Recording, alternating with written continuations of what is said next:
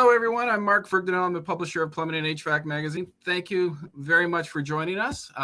We are very excited to start this off with some of the best trainers in the industry from Taco Comfort Solutions. Just do a quick intro. We have Rick Mayo. Rick started his career in the hydronic industry as a plumber in 1977. In 1981, he transitioned to a wholesale role, and over the next 21 years, he worked his way up to a regional heating manager and then left to pursue a training and technical support position within Uponor and Wurzbo. He joined Taco in 2015 and has made an impact as the Western product and application instructor through training that stretches from Alaska to San Diego and the 4 provinces in Western Canada. And now next we have Dave Holdorf, who, if you were at AHR, was a spaceman. But he's been in the industry now for 25 years, specifically in the radiant heating side of the business. He started in the technical support and design role, and then took over as engineering manager, overseeing the technical support and design department. And John Barba, last but not least, has been in the plumbing industry for most of his life, growing up in his family's plumbing and heating business in Harvard, Mass.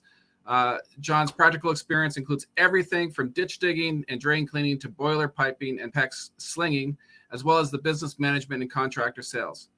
Since 1995, John has trained over 30,000 contractors on the fine art and subtle science of hydronic heating design and installation through highly interactive, entertaining, and information seminars. And we expect we're going to get that today for sure.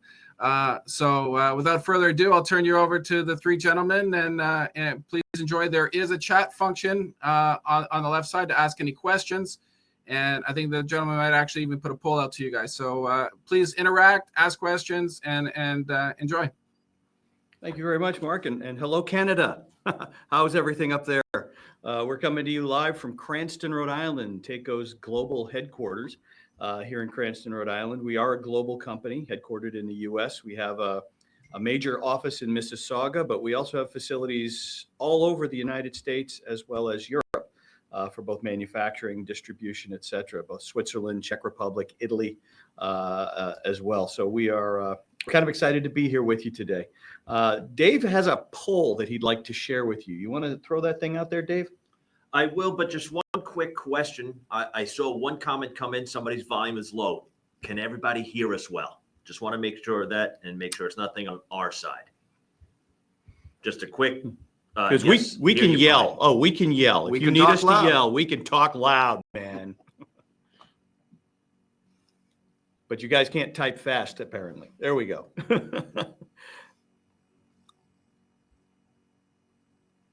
All right, there we go. Yep, we get some okays. All right, excellent, excellent. Dave has a poll, so I'd like to publish that, and it's a simple yes or no.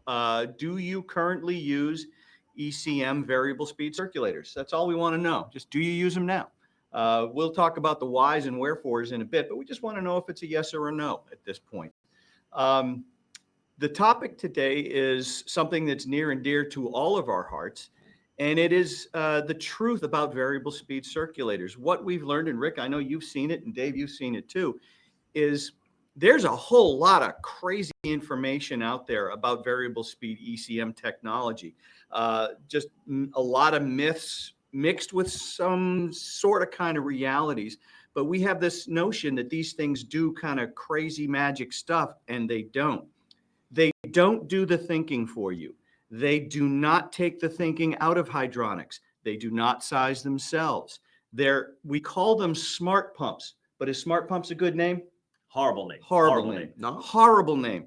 They're not that smart. They don't replace the intelligence, the experience, the wisdom, and the understanding of hydronic systems that you bring to the table, that you've spent your entire career honing and developing and perfecting. They cannot replace that. They are incapable of replacing that because it's not built into them. What they are is remarkably obedient. There it is. They are remarkably obedient. They will do what you tell them to do, and they'll do it really, really well. That's what we're going to dig down and drill down into today. So I hope you guys are strapped in and ready. Take notes. Please take notes. If you got a little pad of paper in front of you, pretend we're in a classroom together and write crap down. Okay, that's real important. There'll be follow-ups to all this as well. If you have our contact information, please feel free to contact any one of the three of us for clarification on anything else you have questions on. But we're going to talk all about, get into this mythology and reality pretty deeply and pretty quickly. Please ask your questions too. Type in your questions as they come up. We're not fans. None of us are fans of saying, hold your questions till the end because hopefully you'll forget we can get out of here without answering questions. We don't do that nonsense. Type them in as they occur to you, and we'll take a break every so often and just do a quick rundown on your questions and try to answer them the best we can. So without any further ado, what's our status on the poll there, Dave? Well, right now we're looking at about 60% of them out there have used ECM Circs. Very good. Okay, And, so excellent. and some quick math tells us 40% haven't. That's right. That's right. Yeah, you can't sneak that past me. All righty. You want the truth about variable speed circulators? Do you really want the truth? You can't handle the truth. That's all I got to say about that. No, you can handle the truth. But when you tee up a line like that, you got to use the Jack Nicholson. You have to. It's a rule in training. Whenever you talk about the truth about something, you have to use this. That is a rule, right? It is. It is a rule. You have to do it. You have to do it. So you can't handle the truth. We're going to do some movie references here, but one of my favorite movies of all time is The Man Who Shot Liberty Valance, back in the early 60s with Jimmy Stewart, John Wayne, Lee Marvin. Great movie. At the end of the movie, when Jimmy Stewart kind of comes clean and explains who really did shoot Liberty Valance, he was given credit for it, but he didn't do it. John Wayne did. The newspaper editor that he was bearing his soul to kind of ripped up the notes and said, "This is the West, sir. When legend becomes fact, print the legend." And folks, that's what's happened with ECM circulators. Legend has become fact, and we've printed the legend. And that's unfortunate because a lot of folks don't know what they have in their hands, and they don't know how to make the best use of it for the benefit of their customers. So if you're going to spend the money on an ECM circulator, you want to give your customer everything that thing can do, make the most use out of it so they get the value for their dollar. So that's where we're going to separate fact from fiction. And some of the legends, some of the myths that we have seen, okay, they save energy. Well, yeah. Is it a legend that they save electricity? Is it a buttload of electricity? Well, it's a very small butt. I'd say so. They do save electricity. Is it life-changing per circulator? No. Probably $3-4 a month, maybe. Poquito. Yeah, it's poquito. Very small amount of electricity. Not insignificant. It is enough to offset the increased purchase price within 3 years, maybe, depending. But that's kind of where we're at. It's not going to all of a sudden put a huge dent in someone's electric bill and change somebody's life. Now, here's the other thing. If you know what you're doing with one of these things, this is the big if. If you know what you're doing and can maximize the capabilities of a circulator and program it on your own to the right degree, you can actually use one of these circulators to help your boiler work more efficiently and more effectively. That's the real benefit there. It's not just you throw it in, they save energy. They'll save some electricity depending upon how you set it up, but they may not help the boiler. Again, depending. They always give me the right flow. I've heard this a million times. They always give me the right flow. That's why I use them. They always give me the right flow. That sentence, Rick, is about 80% accurate, correct? About 83% accurate. What two words are missing from they always give me the right flow? Almost never. Almost never. Yes, almost never. They almost never give you the right flow because they're not thinking. They're not that smart, okay? You need to be involved, and we'll show you some of the facts behind that. They always give me the right flow, almost never. That makes it an accurate statement. I love this one because I heard a guy say this once, and I almost had an aneurysm when he said it. They take the thinking out of it. They do the thinking for you, both beyond false to the point of being dangerous statements. They do not take the thinking out of it. They do not do the thinking for you. There has yet to be a piece of equipment in the plumbing, heating, HVAC industry that has been designed that you can give to someone who is essentially brain dead and they can install it effectively. That doesn't happen, okay? If anything, what TACO is all about, what hydronics education, what this day is all about, isn't about taking the thinking out of it. It's about putting more thinking into it, I think, right? Would you agree? Yeah, it's about putting more thinking into hydronics to make them work better and last longer and be more efficient and be more effective and be more comfortable. That requires thinking. Circulators don't take the thinking out of it. We can't do this without you, the installer, knowing what you're holding in your hands and why. Couple more. All right. Push the button. They figure it out for you. The magic pump. All I do is hit that button and it sizes itself. Here. No, it doesn't do that. Sorry. Can we do that in Canada? I don't know. But no, they don't figure it all out for you. That is a big myth. That's a huge myth. And we'll discuss that as well. And then lastly, they're magic. They're magic. There's no such thing as magic. I'm not Harry Potter. He's not Ron Weasley. He's not Hermione, whatever the heck her name was. None of us are magic. There's no magic involved. It's science. It's math. You got to know what you're holding in your hands and why. So the question is, where do these legends come from? What do you guys think out there? Where do these legends come from? If you've heard them before, why are they the legends that people keep repeating? Why do people say this? I mean, it doesn't come from manufacturers. None of the manufacturers who make variable speed circulators perpetuate this stuff, but it does take root and take hold out there in the industry. So I really don't know where they come from, other than it's a technical product that people may not understand completely. So they're looking for a happy, easy answer. That's right. To sell them. That's right. And I get that. It happens a lot. But again, the responsible contractor, the responsible consumer wants to know, what the hell do these things really do? Okay. So I think that's where these legends come from just not quite getting it, not quite understanding it. And if you've heard one that we didn't cover, please do share it here in the chat and or the questions area. So this way we can also address that there too. So if we don't get to that address, if you've heard something that just didn't sit well with you, let us know. Put something into the chat, put something into the question and answer area, and we're going to make sure we get that to you. Or just tell us where you're from too. I'd like to know that. You Yeah. want to know that? Yeah, tell us where Okay. you're from. All You don't right. have to give the address. Yeah, and are you a Maple Leafs fan, a Canadians fan, a Jets fan, or a Canucks fan? Okay. Or Flames fan. We can't forget the Flames. Always forget the Flames. Right? Or the Oilers. I forgot the Oilers. There's more hockey teams up there than I thought. Okay, Yeah, here yeah. we go. All righty. So there's no magic. That's the thing about ECM technology. There is no such thing as magic. It's not Leviosa. It's Leviosa. You don't have that. Get Harry Potter. You remember that? Well, never mind.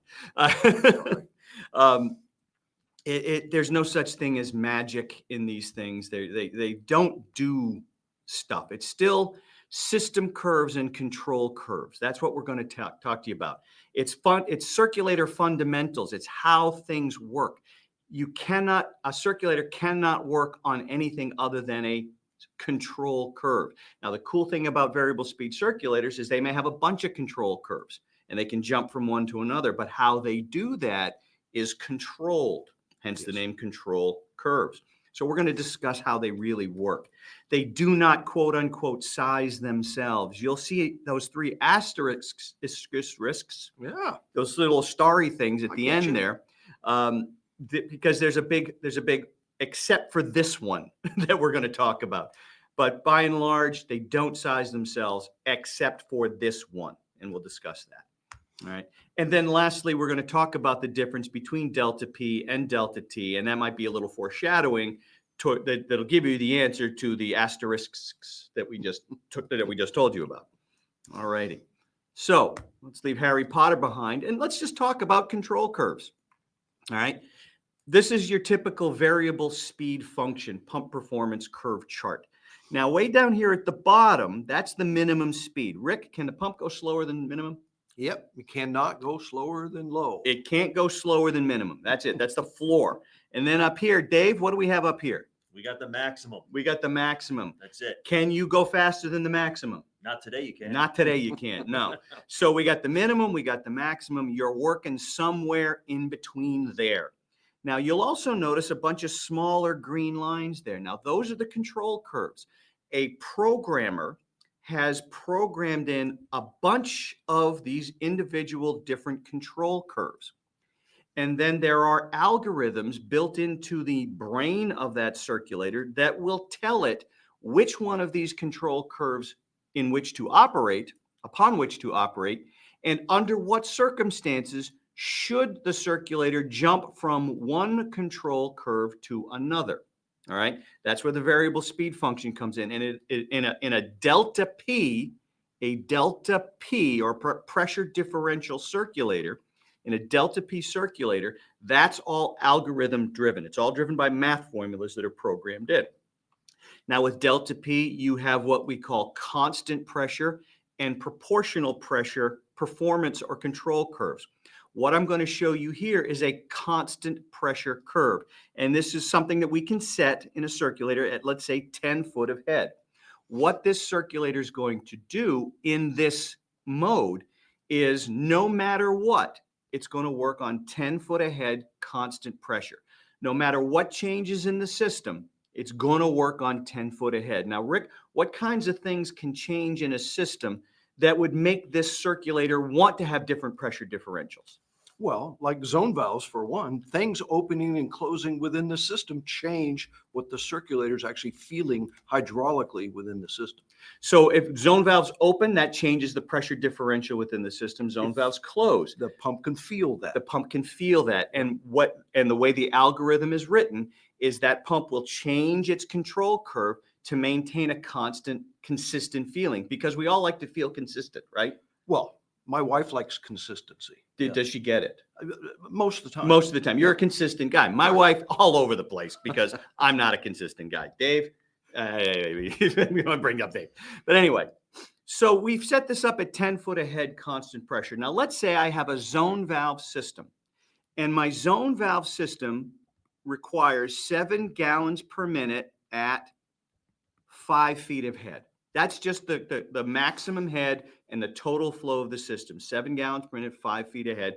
Very similar. It's a very common, fin tube baseboard type of zone valve system, or radiators or whatever. That part doesn't matter. What matters is it's 7 gallons per minute at 5 foot of head. This is where I want it to be. Now, we said there are system curves and control curves. A system curve is a unique fingerprint. It's a hydraulic fingerprint of a piping system. All right. So I can math out different points on a system curve. I know 0 at 0. I know 7 at 5. Mathematically, I can come up with the others. I'm not going to bore you with that math formula at this point. But what we would do is go back to 3rd grade and plot things out on a graph. And it might look something kind of like this.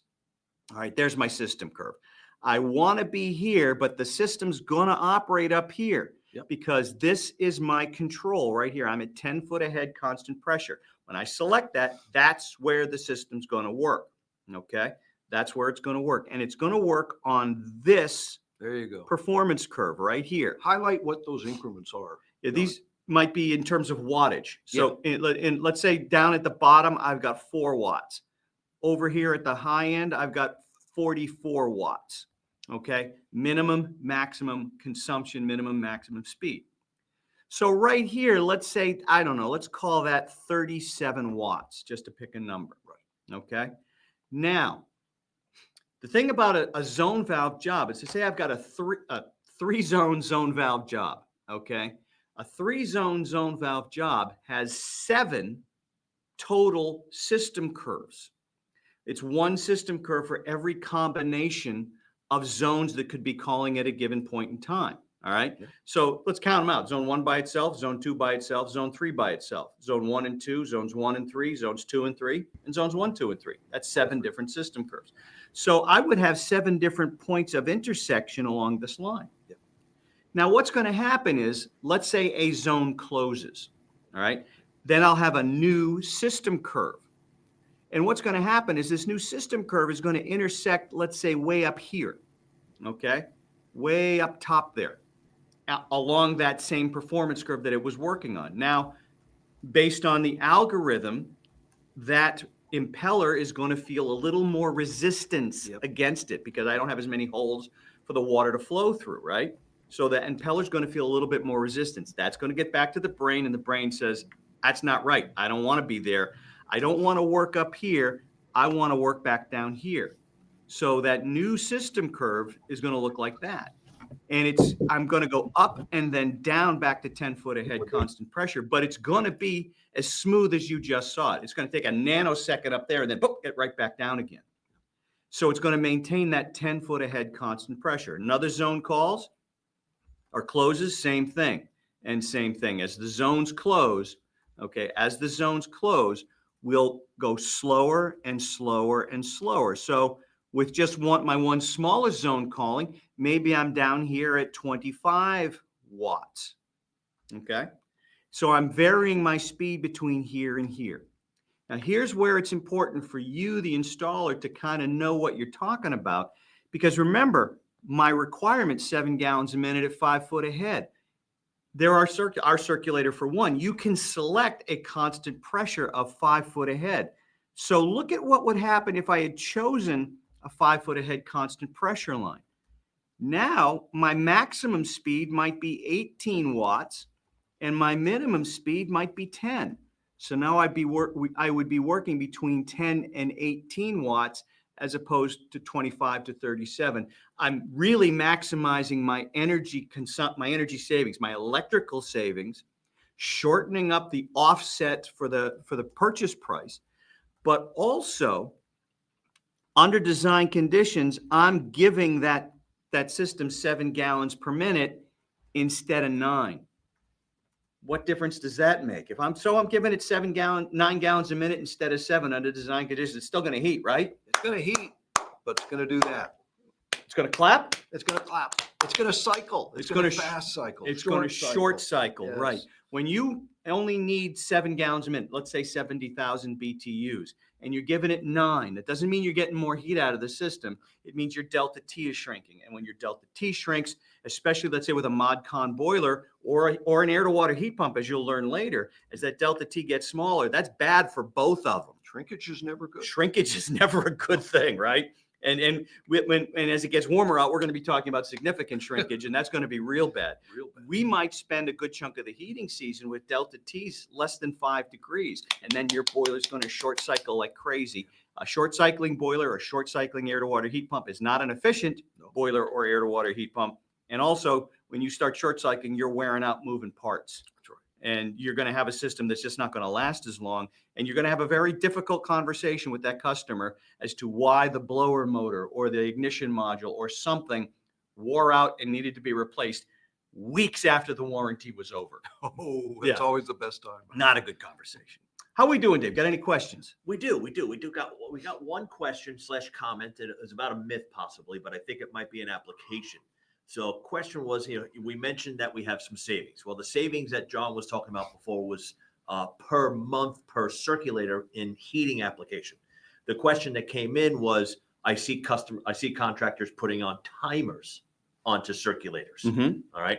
Now that might be a domestic hot water recirculation application. So it's not necessarily for the purpose of saving electricity. It's to make sure the pump isn't running continuously. Right. And it doesn't need to in most recirc applications. No. They're going to put a timer on it for those usage patterns being used. So the question that came in regards to that, just curious on your application. Is that heating or recirculation? Sounds like it's probably recirculation. Yeah. And then timer. A timer is an easy way to run a domestic hot water recirculation pump. It's hardly the best because A, who sets it up, and B, what happens if there's a power outage or the times change. That's right. The time or changes. They change your schedule. Or they change the schedule. Yeah. We have a product called Smart Plug that actually automatically adapts to those things, which is and it only runs when it actually needs to, which is a much better way to run that. Cool. Excellent. Good questions. Good questions. Now, again, here we show the wattage difference. Now, this is at medium speed, our 0015 E3 at 10 foot ahead, constant pressure. So you're seeing as zones close, we're bopping back towards the left on that control curve and consuming fewer and fewer and fewer watts. All right. Let's kind of put some numbers to that. You'll see some with proportional pressure. Our circulators have proportional pressure differential as well, as does everybody else's. And this is a declining performance curve. This is a European method of running a circulator. It is perfectly applicable to systems that for a small wet rotor circulator, the best applications are for constant circulation systems with panel radiators and thermostatic radiator valves that modulate. Okay, that will modulate. And what'll happen is, say you pick low, you'll simply modulate up and down this curve as those TRVs are opening or closing. They're never open or closed. They're either mostly closed, a little bit closed, halfway closed, 3/4 of the way open. Oh. And they're constantly modulating with comfort levels. So this is the right way to run that type of a system. If you do a 7 gallons a minute, 5 foot ahead zone valve job, again, and you pick low, okay, your system curves would kind of look like this. And as the zones close, you're getting lower and lower head pressure differential created by the circulator, which in theory, most of the season won't be that bad of a thing unless this zone, it's design conditions out there, and that zone requires 2.5 gallons a minute at 5 foot ahead. The most I'm going to get is right around 2 gallons a minute at 4 foot ahead. Yep. I might not be able to heat that zone adequately. So that's the concern that you have. And again, if you say, well, I don't know which one to pick, I'm going to pick the one in the middle. Okay, well, now I have the same problem. I'm working up here. Okay, and I'm over pumping, short cycling, losing efficiency. And these are things that you need to know. There's nothing automatic about any of this stuff. All right, we did get a question that came in, and it said, is it true that ECM pumps like to have constant power?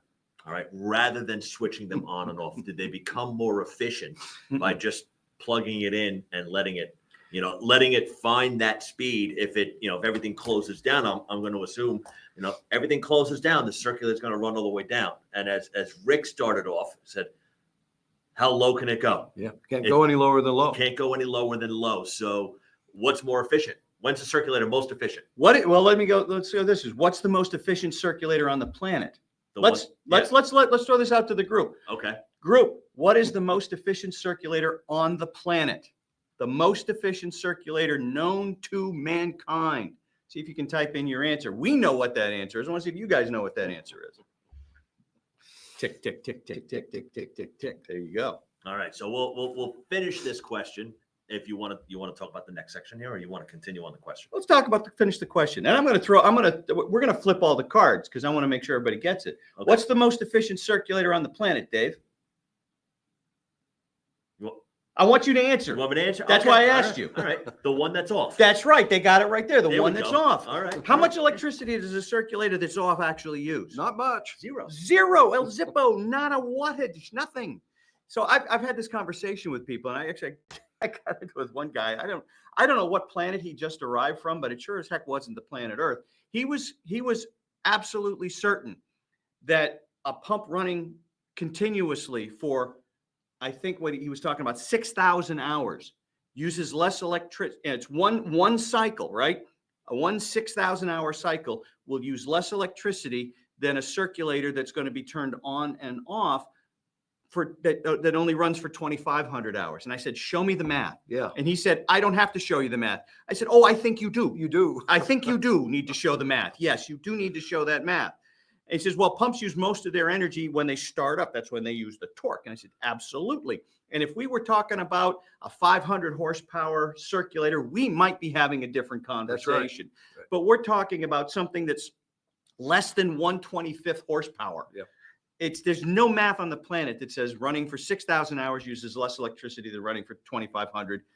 I don't care how many times it starts and stops. Right. If the lights dim in your house because the heating circulator turned on, we got other issues. Might be over pumping. We've got other issues. Yeah.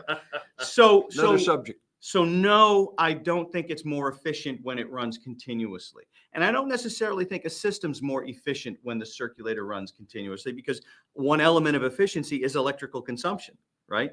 I mean, you wouldn't leave a light bulb on 24/7 because you don't want to turn it on and off, right? Right. That doesn't make any sense. This is the same thing, only different, in my opinion, anyway. Yeah. It does depend on how the house is zoned and how that zoning is being accomplished. So where here in North America, we do a lot of zone circulators and zone valves. Mhm. All right. If we saw more thermostatic radiator valves, different conversation had. Different Because conversation. that circulator is designed to run the whole time for that functionality that's in there. Well, it's So, just yeah. cart before horse. The Yeah. reason ECM variable speed circulators were first developed Exactly. in Europe in the late 1990s by a company called Ascol, which is now part of Taco, is owned by Taco, is known as Taco Italia. The reason those circulators were invented in the first place is because they were running them 6,000 hours, and people were looking at the electric bill going, "Holy crap, this is mad, this is crazy."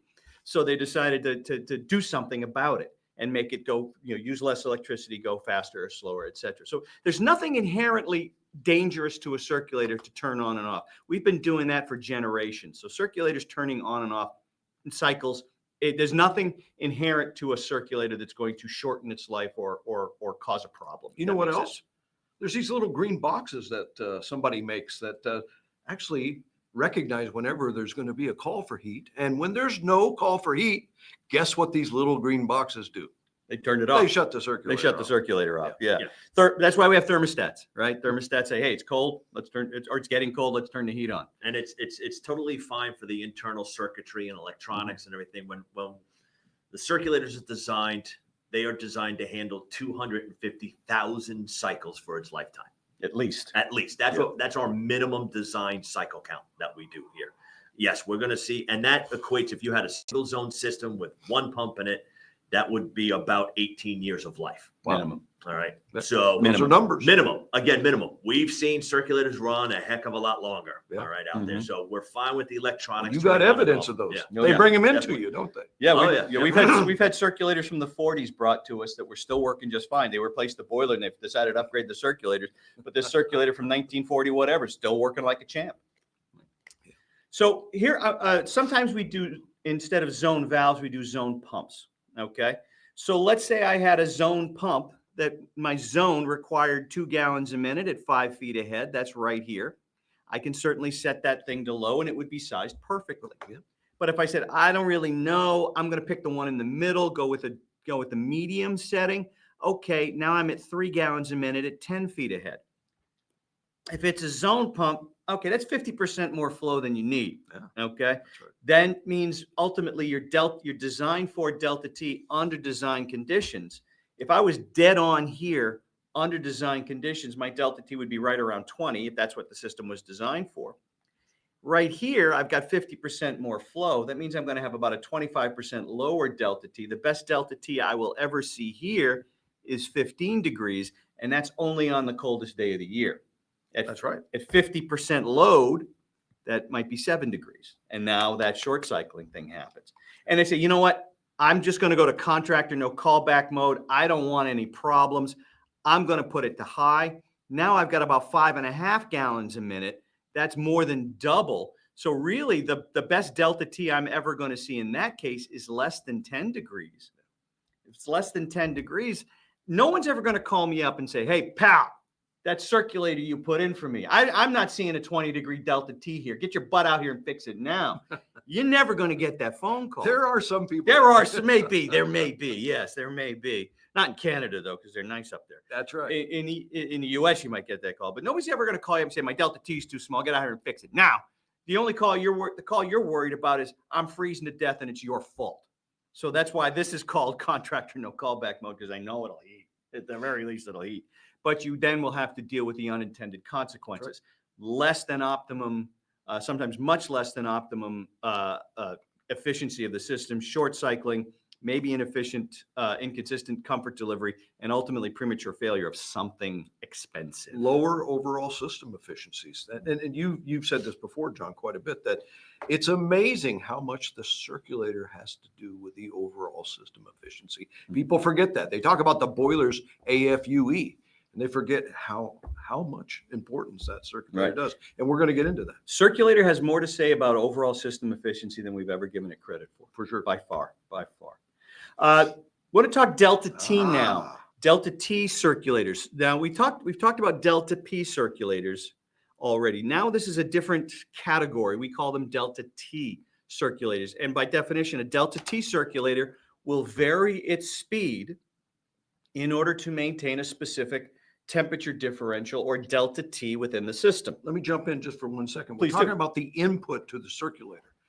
When we were talking about delta P, the input to the circulator was what?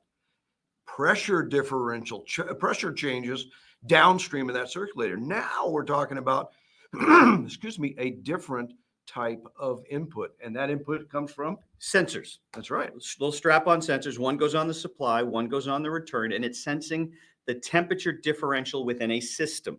Yeah. So in a zone valve system, you'd have One circulator, you'd have a strap-on sensor on the supply to sense the hottest water going out to the system, and then a strap-on sensor on the common return sensing the return temperature of all of the zones combined. The goal here, you program it based on whatever the delta T has, whatever the system has been designed for delta T wise. Again, typically it's 20. You might see some systems that designed to a 40-degree delta T, panel radiator systems, European systems designed to a 40-degree delta T. Some radiant systems might be a 10 or a 15-degree delta Boiler T. primary is a good wide one. Boiler primary loop. Yeah, very wide. Yeah.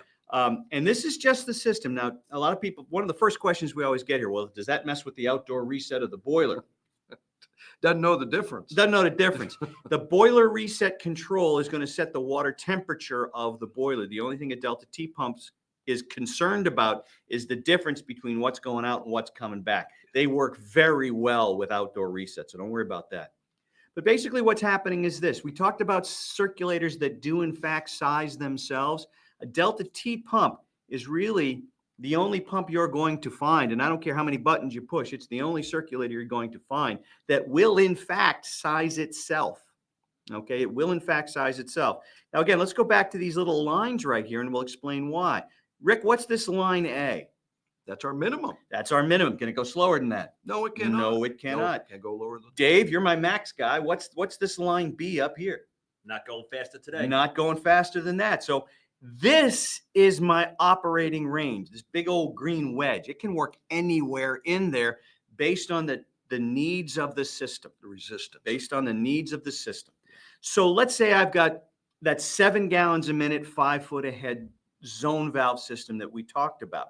And I'm installing this on, let's say, the coldest day of the year, design conditions. Okay. Spark this system up. What's going to happen is this circulator is going to find its happy spot. That's right. It's going to find, to get that 20-degree delta T, this is kind of where I want to be. So it's going to operate right at that point, and I'm going to have that 20-degree delta T. Now, with this particular circulator, I've got a maximum wattage of 59 and a minimum of 9 watts. That looks like it's kind of in the middle, more or less. So let's say it's approximately 30 watts. Does that sound about right? It's a guess. It's a guess. It's about 30 watts. All right. And that's with all zones calling. Now, let's say my smallest zone is 2 gallons a minute at 5 feet ahead. We'll put it right here. So all my other zones close except for my smallest zone. This looks like it's going to be about what, 13 watts. But to maintain that delta T, the pump's going to slow down as zones close because I'm not pulling as much energy out of the system. Again, think about what's happening in the water. All right, zones close. I'm not pulling as much energy out of that fluid. The return water temperature, as read by that return sensor, is going to start to increase. Well, the pump's going to look at that and say, oh, this isn't 20. This is 16, 17, 18. I better slow down to get it back to 20. And as another zone calls, it'll kind of go through the same thing. So this is my single smallest zone calling. So I've got a variable speedy range right here between 30 watts and let's say 13. Okay. Now, as it gets warmer, here's the other cool thing about a delta T pump compared to a delta P pump. Delta P pump, the way we had it set up earlier, it's going to run the same speed in October as it does in January, as it does in April. No, it does not know from load. Doesn't know how cold it is. This circulator doesn't know how cold it is either. It doesn't have a sensor outside, but it's inferring load based on changing delta Ts. Because remember, as it gets warmer out, the BTU load of the house and of each individual zone goes down because it's not as cold out. Yeah. This thing will react to that. So as it gets warmer and warmer out, this maximum speed is going to drop. And it's going to keep dropping until I get to minimum speed. Can't go slower than slow. Right. And it's going to operate there. And you know what? For a big chunk of the heating season, you're not really going to have a variable speed pump. You're going to have a fixed speed 9-watt pump heating your house. That's right. And that's pretty darn good. That's a lot better than it used to be. A lot better than it used to be. Will I have a 20-degree delta T all winter long? No. That's it. That's just, it's not doable. You have to have a minimum speed, right? So as it gets warmer out, you're going to, and once you hit that minimum speed, you're not going to have a 20-degree delta T, but the upside is you're not going to have a 4-degree delta T either. That's right. We're going to try to keep that delta T as wide as we possibly can for as long as we possibly can to make sure the boiler operates for as efficiently as it possibly can.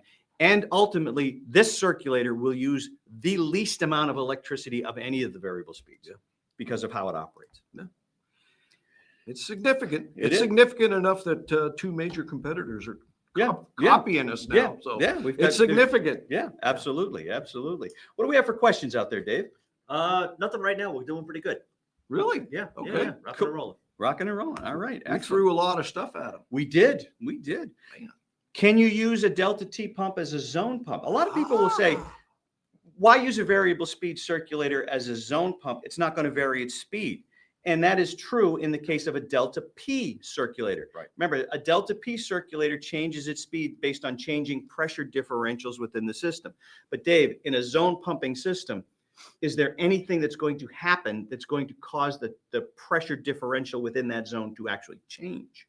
No, not at all. No. Nothing. Yeah. So what's going to happen? How's it going to behave? It's just gonna run as a fixed speed pump. It's going to run as a fixed speed pump. Now, the thing is, it's not going to be an 85 watt fixed speed pump like a 007 or a 3-speed circulator. It's going to be wherever the system curve intersects the control curve that you have programmed. Yep. So it could be a 30 watt pump. It could be a 44 watt pump. It could be an 8 watt pump. It just depends on where the system curve intersects the control curve that you have chosen. Now, when you use a delta T pump as a zone pump, all that's off the table.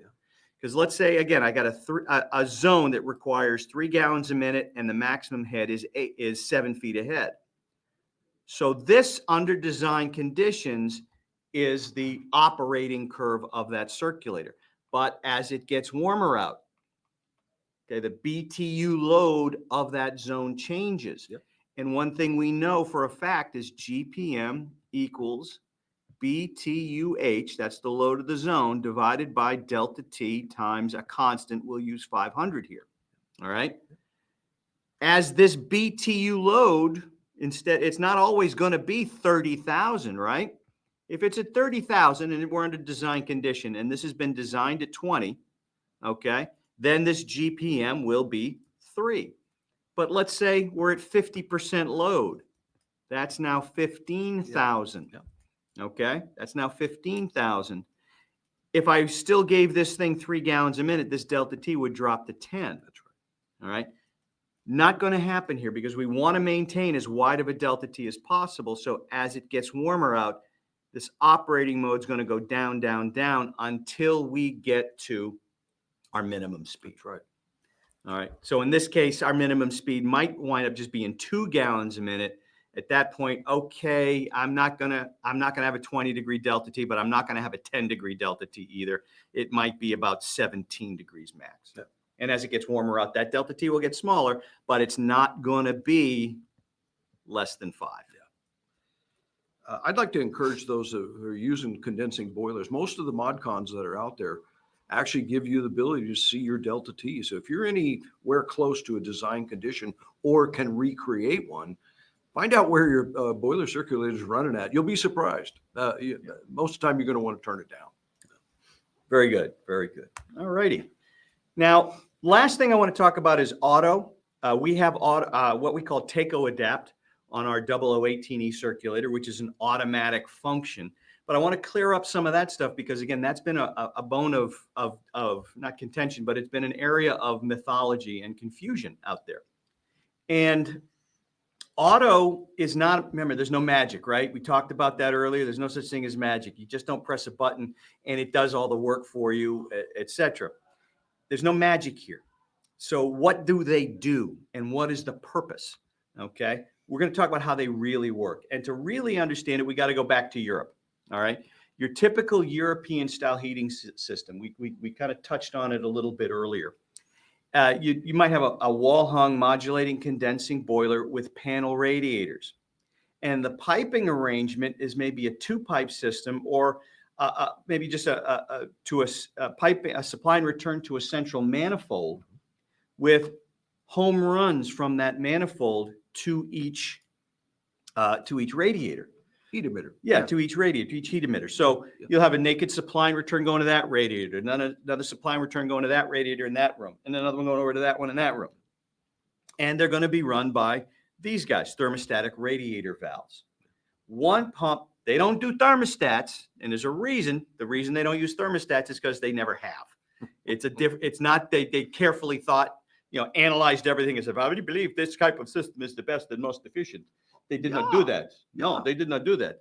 They do this, and this is the most common heating system in Europe. It's because that's the way they've always done it. Yeah. It was the easiest way to retrofit existing structures. Whole nother session we can do on that one. Stone walls. Exactly. Stone walls and very difficult to fish copper pipe. PEX made it a lot easier. Yeah. So one pump runs 24/7, and these thermostatic radiator valves modulate, opening, closing. And sometimes somebody will go, I'm leaving this room. So they'll go turn the thermostatic radiator valve down in that room and go into this room and turn it up. I know a lot of people don't want that much interaction with their heating systems, but that's kind of how they do things over there, because a lot of times the boilers are undersized too for the job. Same place they tell them to put on a sweater. Exactly. Hey, you're not comfortable, put on a sweater. There we go. So if the pump is too big or too small, this is kind of a Goldilocks thing. This pump's too big. This pump's too small. This pump's just right.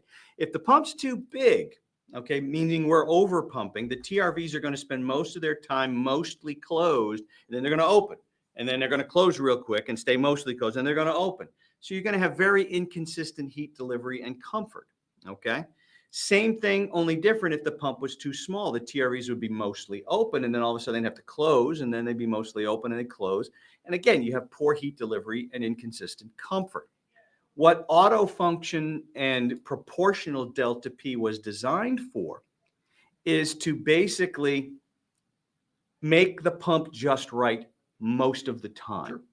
Okay, that's what it's designed to do. If we were, what it's going to do is it's going to assess the changing pressure differentials as those TRVs modulate, determine the best proportional delta P curve, and continue working there. If you think about American football or even Canadian football leagues, the same. Canadian football is the same as American. But you get 3 downs, you got 110 yards, and big end zones.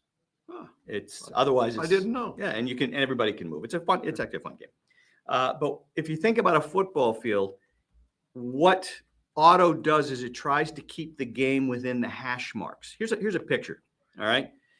Instead of having, bopping around way out here and coming back over here and doing this, what the auto functions will do is it basically keeps the game within the hash marks. Yeah, tightens it up. It tightens it up. It tightens up the operation of the thermostatic radiator valves. So they're not mostly open or mostly closed. They have a much smaller variation of operation for more consistent performance and more consistent comfort. That's what it's designed to do. Now, in reality, if you were to choose an auto function, and there are proportional auto functions and there are constant pressure auto functions, but both require that the system run continuously, that the circulator run continuously. Flow across the system. It has to, it's the only way it's going to notice anything. So what will happen is when you power it up, it's going to work on a default curve. Yeah. It's going to work. It has to pick a default curve, and that's where it's going to operate. The factory picks that. The factory picks that. Yeah. And the circulator is going to have to run pretty much 2 hours before it does a darn thing. It's going to have to run continuously for 2 hours, first to analyze the system and then to see that the system stabilizes. And once the system stabilizes, then the algorithms can kick in. So if it finds that it might have to, if it's working on, let's say, this line here and says, you know what, after 2 hours, I think I can run down here, then that's what it'll do. But again, it has to stay there. It has to run continuously. If the pump shuts off for whatever reason, I don't know, like a thermostat satisfies, depending upon the circulator, it might go back to the default, or it's just going to pick up where it left off, whether it needs to be there or not. Yeah. Okay, so it's not adapting or learning really at that point.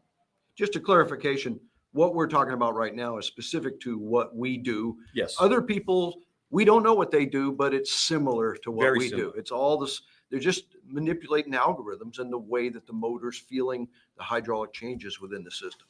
All right. So what we have here, what makes it change? Okay, as let's say we've chosen, after a while, we've chosen that operating curve. As the TRVs open and close, All right, the circulator will speed up and slow down along this line right here, okay? In order for the circulator to go from one line to the other, whether it's one line down or one line up, we're going to need to see a 1.3 gallons per minute flow change, either an increase if we're up at the high end or a decrease if we're down at the low end. We need to see that 1.3 gallon per minute flow change for anywhere from 20 to 60 minutes. Yes. 20 to 60 minutes for something to change. All right. So again, if that circulator's turning on, turning off, turning on, turning off, it ain't adapting to anything. No. It's not changing. It's going to work where it's going to work. Which is how most zone systems heat and cool, heat up the space anyway. Yeah. Right. So that we're not seeing those long run times. Right. Now, where we may see some long run times might be in a radiant floor system, but High mass. And a lot of Right. mass, Yeah. a lot of actuators, things like that. Yeah. Yep. Yep. So again, it'll jump up and jump down depending upon the flow change, as we said. Oh, same thing, only different. There we go. All righty. Ultimately, what we're after here is this steady state operation where it's just going to be bopping back and forth like that as it runs continuously. That's the goal. Okay. And again, that's the key here is continuous operation. And that's the same for proportional pressure or constant pressure. All righty. So again, in a zone valve system, if it's on off, maybe there's a very good likelihood that we never get off the default curve. Right. It never leaves that default curve. So I need 7 gallons a minute at whatever foot ahead here. Okay. This is where I need it to be, but it's going to operate up here. So again, I'm over pumping. Yes. Okay. Yep. So 3 gallons a minute at 7 foot ahead. This is my highest zone, my single highest zone.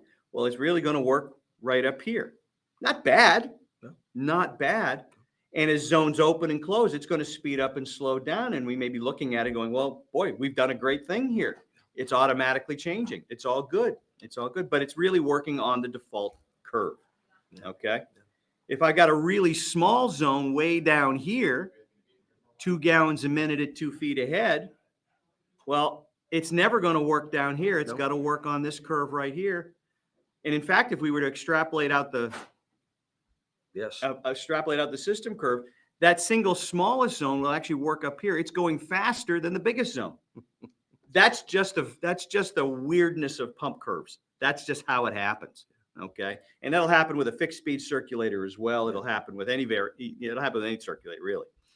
But it's one of the weirdness of system curves. It'll work. It'll work. And we may think, well, I pressed the button. Look what's happening. Nobody's complaining. It must work. Well, it's working, but it's not working, right? Gotcha. So in a zone pump system, again, I need 3 gallons a minute at 7 foot ahead. I'm going to work right there forever and ever and ever. I could press that button, man. It's not adapting. It's not doing a darn thing. It's just going to work right there forever and ever and ever. I think the point is there's a bunch of circulators that have been put into these adaptable auto modes and trying to be used as zone circulators, especially in the Northeast where we're at right now. They bought into the whole magic button. One thing, just push this button. The pump's smart enough to figure it out. We're showing you that's untrue. Yeah. And so we're saying it's good to understand these modes of operation and to set them in the right mode of operation. Very important. If you're going to spend money on this pump, get it right. Understand which mode is applicable to what application. And give both yourself and your customer the real benefit of what it is they're buying. Indeed. Because when you do take, it's again, say I had a 3 gallon a minute at 7 foot ahead zone, and I went with a Delta T pump instead of something like that. A, it's going to get really close to sizing itself. Yeah.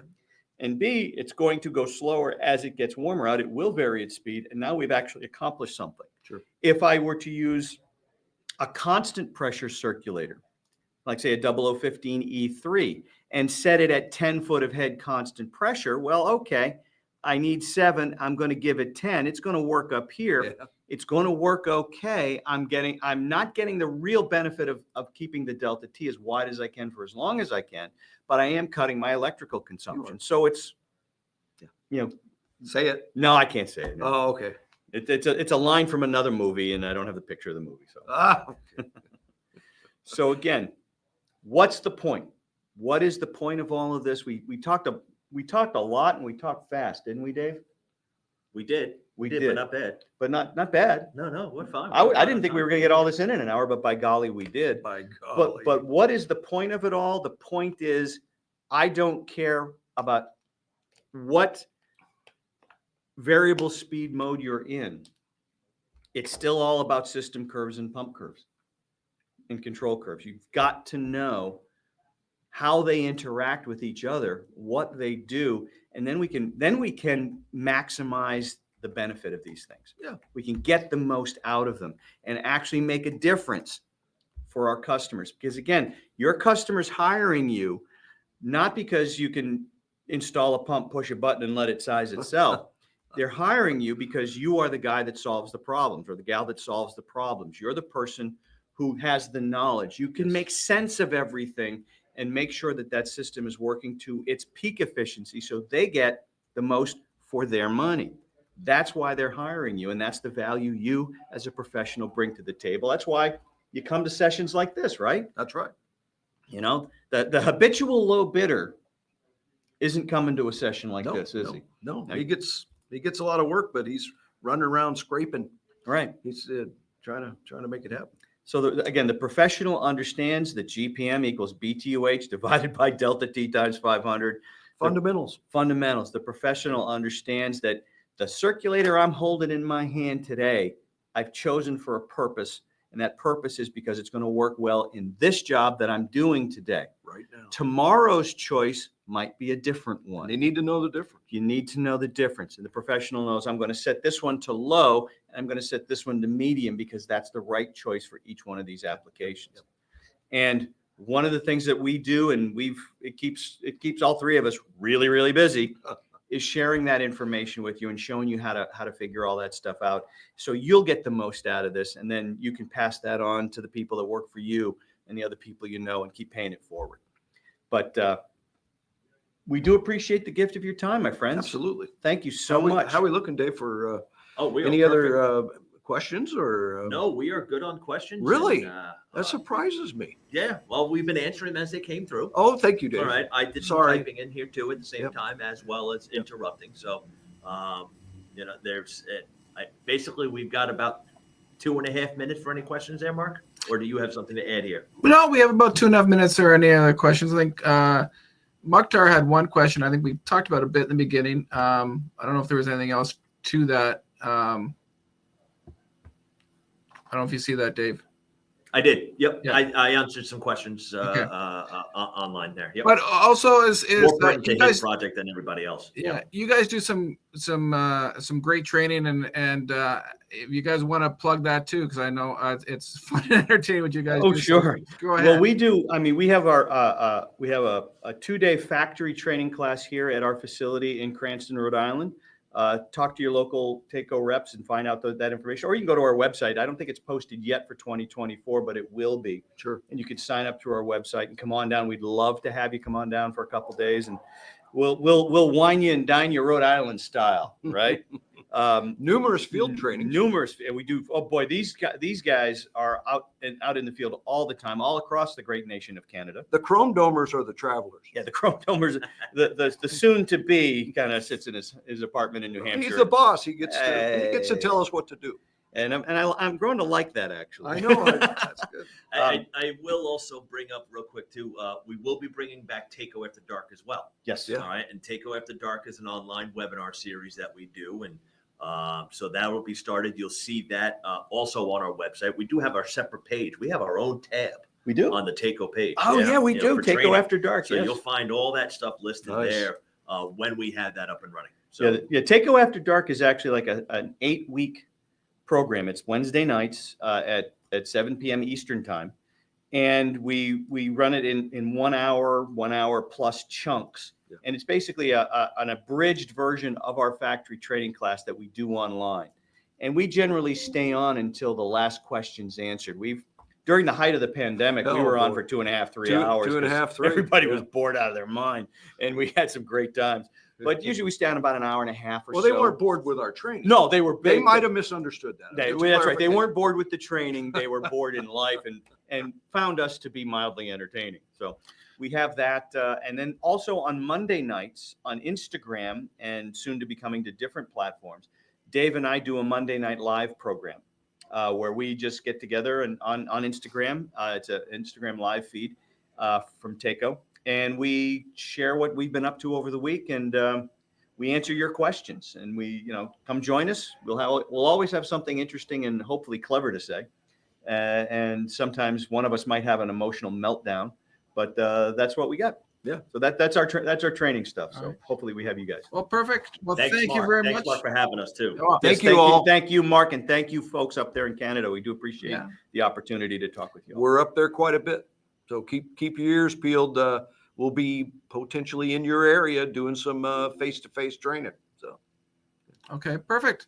Well, thank you very much. And our next session is starting now, actually, with Gilles at CB Supplies, I believe. So please enter that session, and we'll see you there.